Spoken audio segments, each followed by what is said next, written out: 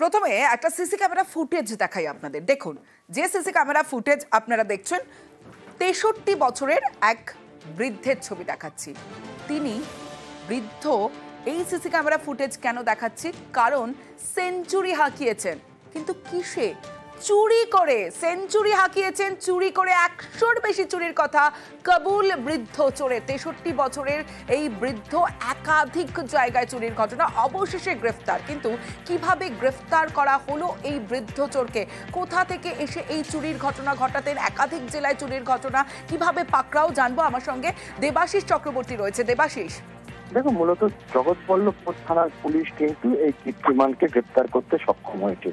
শুধু হাওড়া নয়, উত্তর ২৪ পরগনা, কলকাতা পুলিশকে কিন্তু রীতিমতো চোখে ধুলো দিয়ে দিনের পর দিন চুরি ছিনতাইয়ের ঘটনা ঘটিয়ে আসছেন উত্তর ২৪ পরগনার এই স্যামুয়েল বিশ্বাস বছর ৬৩ এই লোকটি বিভিন্ন জায়গায় ঘুরে ঘুরে তিনি চুরি করতেন এবং তিনি নিজেও স্বীকার করছেন ১০০-রও বেশি সে চুরি করতে সক্ষম হয়েছেন। আর বিভিন্ন জায়গায় মামলা রয়েছে। আর কোথাও কোথাও তার বয়সকে মাথায় রেখে মানুষ মারধর করে ছেড়ে দিতেন, আবার তিনি বাড়ি ফিরে আবার পরের দিনকেই চুরির ঘটনা ঘটাতেন। কয়েকদিন আগেই প্রাক্তন পুলিশ কর্মীর চুরি হয় জগৎবল্লভপুর থানা অন্তর্গত একটি জায়গা থেকে।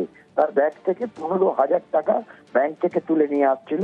তাকে ফলো করে এসে গাড়ি রাখতেই সেখান থেকে হাতিয়ে নিয়ে চলে যায়।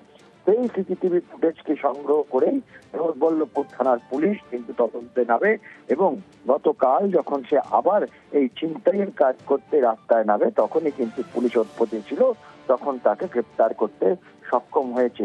ইতিমধ্যেই কলকাতা পুলিশের গোয়েন্দা বিভাগের তরফ থেকে জগৎবল্লভপুর থানার পুলিশের সঙ্গে যোগাযোগ করা হয়েছে।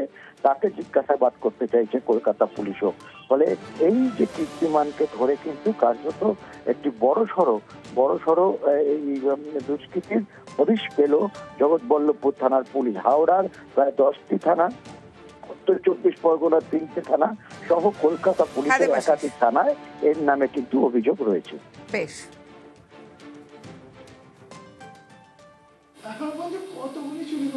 একশোর মতন তো করেছে স্যার। আপনার তেল ফেল নিয়ে সব নিয়ে ১০০ মতন করেছে। কত পাবলিক মেরে ছেড়ে দিল। আজকে কিছু করতে পারিনি, ধরা পড়ে গেল। আমি ছিনতাই করি না স্যার, চুরি করি স্যার।